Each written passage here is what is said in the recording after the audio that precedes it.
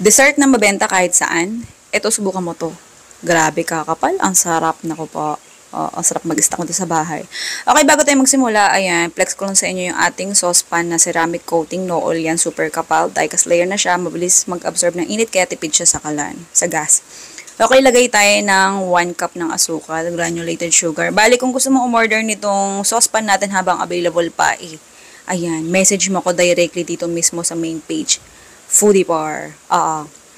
Okay, tapos ayan, lusawin lang natin yung asukal. Sa akin kasi medyo pinapapait ko siya ng konti. Oo, gusto ko kasi medyo may kurot ng pait ng konti para yung tamis hindi masyadong nakakaumay. Oo. Okay, tapos salin natin siya sa lalagyan. Kung saan natin gagamitin or kung anong molding gagamitin natin doon mo salin. Okay, huwag hawakan ng bongga kasi napakainit yan. Lapnos talaga balat mo pagka nahawakan mo yan. Okay, ganyan-ganyan mo lang siya para lahat nung pinakasahig o pinaka-bottom niya malagyan ng arnibal. Okay, o kaya caramel. Tapos sa isang lalagyan, ayan, handa tayo. Tapos lagay ka ng, ayun, salaan. Ganyan ginawa ko eh. Tapos 10 piraso ng itlog ang kailangan natin. Kahit anong size, pwede, basta 10.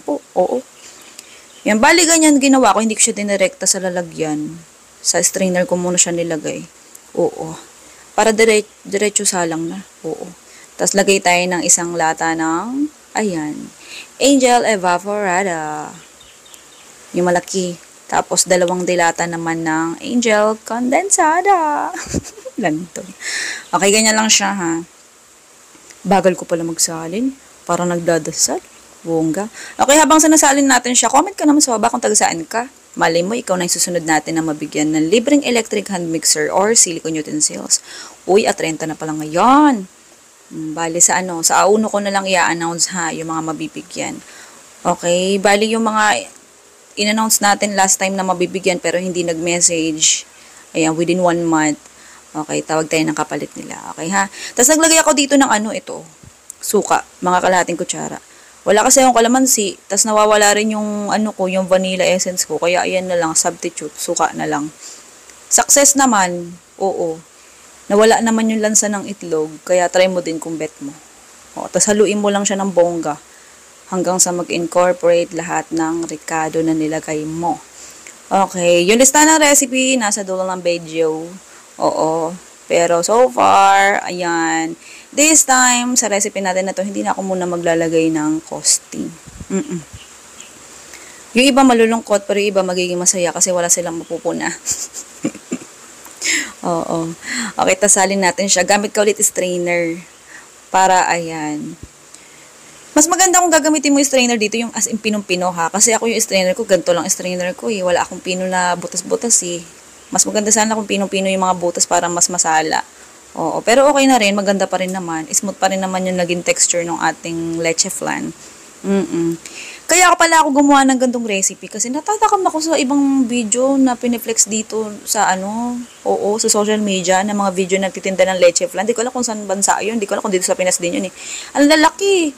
Ugawa sa leche flan. Oo, tapos ang lalaki ng mga lalagyan nila. Tapos iyaan mold nila. Sarap. Tapos tinitinda nila sa labas. Oo. Kaya ayun. Gumawa tayo nito. Sarap niya. Try mo. Ayan. Halu-haluin mo lang siya. Pagka nahalo mo na, pwede mo na siya isalang. Bale dito, habang hinahanda ko siya, nagpakulo na ako ng mainit. Oo, tapos ayan, improvised steamer ginamit ko. Wok lang na malaki, tapos ayan, salang na agad dyan. Direkta na. Gumamit ako ng parchment paper pang cover ko dito sa mismong leche flan na hilaw pa. Kasi para yung water drops na manggagaling sa pinakatakip, hindi tumulo sa mismong flan natin. Minsan kasi dun nakukuha, kaya nagiging itlog texture yung flan mo. Okay, bali in-steam ko pala siya ng 1.5 oras o 'di ba bongga. Tapos yung apoy sobrang hina lang as in. O kaya kung meron ka pang ibang gagawin, gawin mo na habang iniintay mo siya. Basta mahina lang. Bali kapag kahango mo dyan sa steamer, mapapansin mo dyan, pag inulog-ulog mo, sobrang soft pa niya, napakalambot ng bongga. Huwag mo muna kainin. Tapos palamigin.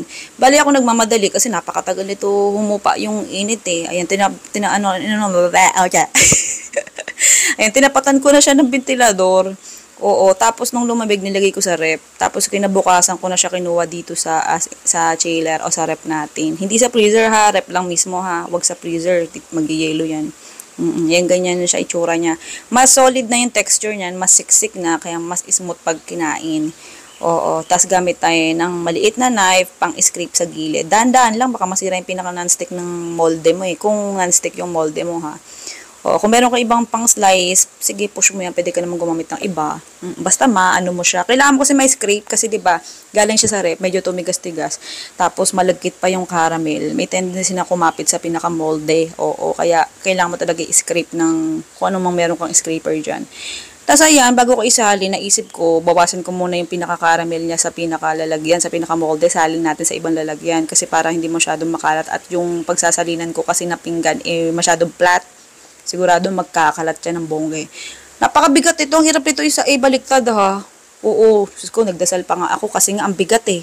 Baka mawarak. Ayan. Sawa ng Diyos, hindi naman siya nawarak. Sa wakas, goods pa rin naman siya.